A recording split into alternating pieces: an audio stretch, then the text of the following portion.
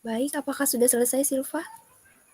Selanjutnya ada penilaian dampak, menganalisis seberapa besar atau kecil dampak dari terjadinya ancaman. Pada suatu bisnis sistem, gempa bumi memiliki dampak yang sangat besar pada bisnis yang ada di atau dekat pusat gempa, memiliki dampak yang lebih kecil pada bisnis yang jauh dari pusat gempa itu. Mungkin berdampak kecil pada perusahaan lain di seluruh negeri jika infrastruktur gagal atau jika pemasok atau vendor utama berada di wilayah yang terkena dampak gempa. Oleh karena itu, dampak bervariasi berdasarkan banyak faktor. Api yang terdapat di ruang makan memiliki dampak yang jauh lebih rendah daripada api yang menelan seluruh bangunan. Kami akan melihat dampak dari berbagai ancaman secara rinci. Juga dalam hubungannya dengan diskusi kita kali ini dari proses penilaian risiko sepanjang berjalannya bab ini. Beberapa risiko layak untuk diterima, seperti yang telah kita bahas dalam pendahuluan bab ini, kita semua menerima risiko dalam kehidupan kita sehari-hari. Kami mengendarai mobil, kami menyeberangi persimpangan yang sibuk dan berjalan kaki. Kami makan makanan yang tidak sehat atau membeli itu semua beresiko tinggi untuk semua kegiatan yang syarat resiko, tetapi kami menerima resiko ini. Upaya untuk mengurangi risiko, tetapi ada juga unsur penerimaan. Ini seperti mengatakan saya akan menerima 35% dari risiko ini. Artinya, saya akan mematuhi lampu lalu lintas, tetapi saya akan tetap mengemudikan mobil saya. Perusahaan telah menerimanya, bahkan jika perusahaan mematuhi lalu lintas hukum, masih ada kemungkinan meskipun lebih kecil, bahwa Anda bisa berakhir dalam kecelakaan. Pengembangan strategi mitigasi risiko adalah proses memutuskan risiko mana yang harus perusahaan alamat dan dengan cara apa. Masukan untuk ini adalah analisis atau laporan penilaian risiko. Yang menggambarkan ancaman ini ialah seberapa rentan sistem perusahaan dan seberapa besar kemungkinan ancaman yang akan terjadi serta dampak kejadian ini pada bisnis perusahaan. Penyusunan data akan membantu mendorong keputusan bisnis yang baik karena perusahaan akan dapat melihat seluruh profil risiko dan memutuskan bagaimana menjalankannya kembali. Karena sangat jarang seluruh profil risiko karena sangat jarang ada solusi sempurna dalam suatu bisnis. Tugas sebuah perusahaan selama fase ini adalah membuat keputusan dan pertukaran yang cerdas mengingat data yang dikumpulkan. Kami akan mengingat data yang dikumpulkan tersebut. Terima kasih. Selanjutnya pembahasan ini akan dibahas oleh teman saya. Terima kasih. Baik, teman-teman, jadi dari yang dipaparkan oleh Silva dapat kita simpulkan bahwa dalam mengelola risiko itu dilakukan pengelolaan dari ancaman ketidakpastian. Nah, apakah dari teman-teman ada yang ingin ditanyakan atau ditanggapi tentang pengantar yang telah dibawakan oleh Silva? Dari saya tidak ada sih. Dari Sudah cukup. saya sudah cukup memahami. Baik. Selanjutnya, kita akan membahas tentang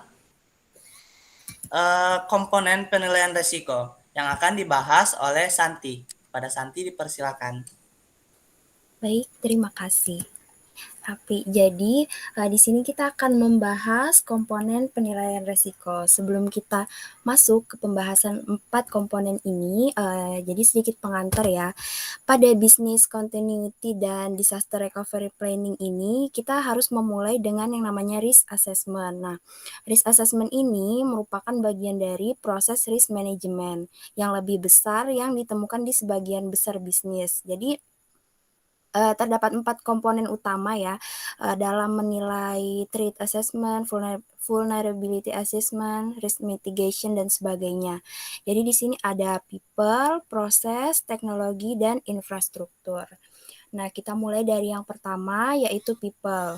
Nah, kalau people ini bagaimana sih suatu karyawan bisa merespon gangguan bisnis yang kecil ataupun besar untuk membantu perencanaan bisnisnya? Contohnya, misalnya kita ambil contoh di sebuah kantor ya. Di sebuah kantor itu di hari kerja itu terjadi pemadaman listrik. Nah, maka ketika terjadi pemadaman listrik itu otomatis akan mengganggu ya teman-teman, akan mengganggu baik itu dari karyawan-karyawannya atau segala proses-proses yang membutuhkan listrik. Nah, terutama dari segi karyawannya dulu yang kita bahas atau orang-orangnya dulu. Pasti ketika listrik padam, kantornya gelap, nah itu akan mengganggu fokusnya mereka, seperti itu. Jadi itu bisa kita nilai sebagai resiko. Jadi pasti setiap karyawan akan merespon resiko seperti itu tuh ada yang panik atau ada yang biasa aja mungkin. Nah kayak gitu. Karena kalau untuk seorang karyawan ya, untuk standar seorang karyawan itu mungkin ketika listrik padam terus mereka lagi hektik-hektiknya nih pasti langsung kayak waduh gimana nih gitu, pasti pusing. Nah beda halnya kalau misalnya kita ambil contoh lain di tenaga medis. Nah, kalau kayak tenaga medis itu kan mereka sudah biasa ya ada kondisi darurat kayak misalnya ada tiba-tiba ada orang yang habis kecelakaan itu kan darurat. Nah, tapi mereka sudah tahu cara meresponnya ya kayak gitu. Nah, jadi kita bisa menyimpulkan setiap orang itu mempunyai cara merespon resiko itu dengan caranya masing-masing dan tergantung keadaan-keadaannya sehari-hari seperti apa ya seperti itu teman-teman. Kemudian untuk people dulu deh, aku tanya ke teman-teman, apakah cukup dipahami kalau terkait dari satu komponen ini dulu? Halo teman-teman? Paham? Paham ya, yang lain paham juga ya. Berarti dari people pada intinya itu gimana sih semua orang atau karyawan merespon ketika terjadinya suatu resiko kayak gitu ya pada intinya. Oke, bisa dipahami ya teman-teman. Kemudian kita masuk ke teknologi dulu. Nah, jadi kalau teknologi ini kita sebagai orang IT mungkin nggak perlu menjelaskan panjang lebar ya apa peran teknologi karena teknologi itu adalah sesuatu bagian yang terpenting di bidang IT ya. Nah, namun kalau misalnya bisnisnya di luar bidang IT pun teknologi tetap dibutuhkan seperti itu. Misalnya ketika kayak listrik padam, mungkin meskipun bukan kerja di bidang IT, kalau listrik padam, karena listrik ini termasuk teknologi ya teman-teman, listrik padam itu juga akan mempengaruhi atau menjadi resiko di pekerjaannya para karyawan seperti itu di bidang bisnis apapun. Selanjutnya kita masuk ke proses. Nah, kalau proses ini proses tidak bergantung pada teknologi. Jadi yang saya maksud kenapa proses tidak bergantung pada teknologi, bagaimanapun juga kalau misalnya, suatu proses itu, dia itu selalu, apa ya ibaratnya, selalu ada resiko-resiko yang kemungkinan terjadi gitu. Setiap proses-proses yang dijalani pasti ada resiko yang akan terjadi. Jadi kalau kita menyimpulkan nggak mungkin ada proses yang nggak ada resikonya itu sama sekali, apa ya, mustahil gitu. Kerja apapun itu pasti ada yang disebut dengan resiko, seperti itu teman-teman. Nah, selanjutnya yang infrastruktur. Sulit untuk menilai secara realistis apa yang akan terjadi jika jalan bebas hambatan utama. Oh ya, kalau infrastruktur ini dia lebih ke misalnya nih, kita membangun sebuah perusahaan ya kan. Kita mau perusahaan kita ini selalu aman ya. Kita harus memperhatikan di infrastruktur kita misalnya di area samping kita tuh ada pabrik kimia gitu. Kalau misalnya suatu kemungkinan pabriknya itu bakal meledak, apakah beresiko buat perusahaan kita, apakah beresiko buat kantor kita, itu tuh termasuk resiko dari segi infrastruktur. Nah, kita juga harus betul-betul mengenali gitu teman-teman, betul-betul mengenali orang-orang di sekitar kita atau apa hal-hal yang di sekitar infrastruktur perusahaannya kita, seperti itu. Dari 4 komponen ini kira-kira ada yang ingin ditambahkan nggak teman-teman? Atau bisa dipahami? Kalau aku mau menambahkan. Oke, silahkan. Oke, jadi di dalam penilaian risiko ini kan sejatinya kalau risiko itu berasal dari objektif dari perusahaan kan ya. Hmm. Nah, jadi di dalam perusahaan tentunya memiliki proses. Nah, proses ini dilaksanakan untuk menunjang pencapaian objektif perusahaannya. Iya kan ya, betul kan Santi? Seperti itu. Kemudian Betul. perusahaan juga ini istilahnya itu menggunakan teknologi itu untuk meningkatkan proses bisnisnya kan, untuk menambahkan value dalam layanannya. Nah, jadi menurut saya kok berarti bisa disimpulkan bahwa manajemen resiko ini ada itu bukan untuk menghambat perusahaan kita. Jadi risiko ini ada sebagai kontrol untuk perusahaan kita, bagaimana caranya menyusun strategi agar kita bisa menghindari ancaman-ancaman yang bisa mengganggu pencapaian objektif dari perusahaan kita. Bagaimana menurut teman-teman? Oke, dari aku ingin menambahkan setuju banget ya menurut Rapli. Jadi resiko itu bukanlah suatu batasan suatu bisnis ya, tapi itu adalah sesuatu strategi ya kan yang kita susun gimana misalnya ke depannya akan terjadi sesuatu yang tidak diduga-duga. Seperti itu ya Rapli ya. Iya. Oke.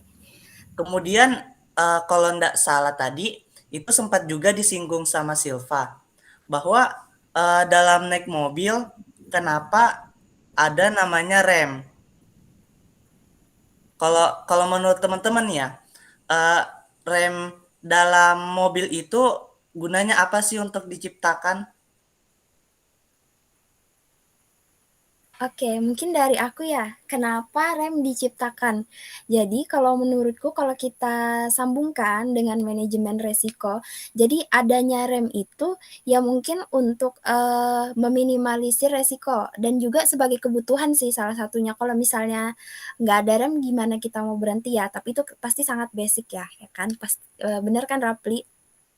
Nah iya, aku juga berpikiran seperti itu awalnya. Namun dalam manajemen risiko ini, menurutku kayak manajemen risiko itu ibarat rem bagi mobil. Jadi perusahaan ini sebagai mobilnya, kemudian rem ini sebagai manajemen risikonya. Jadi manajemen risiko ini ada untuk membuat kita perusahaan ini atau organisasi kita pede untuk menargetkan objektif tertentu. Misalnya kita naik mobil kan, pasti kita akan takut kalau seumpama kita belum tahu apakah remnya ini bagus atau belum. Nah, pas kita mau ngegas kan kayak takut-takut nih, jangan-jangan remnya belum nih, jangan-jangan apa gitu kan. Tapi kalau kita tahu bahwa remnya itu bagus, remnya itu remnya itu berfungsi, nah pasti kita ini sebagai pengendara akan pede gitu untuk ngegas mobilnya gitu kan. Sama juga dengan perusahaan ini atau organisasi, kalau seumpama kita tahu organisasinya ini punya kontrol dari manajemen risikonya itu bagus, berarti kita sebagai people dalam organisasi yang menjalankan proses bisnis itu pasti akan pede juga bahwa kita sudah kalau ada risiko ini kita bisa kok tanganin, nggak apa-apa kita ambil aja gitu, kita tancap aja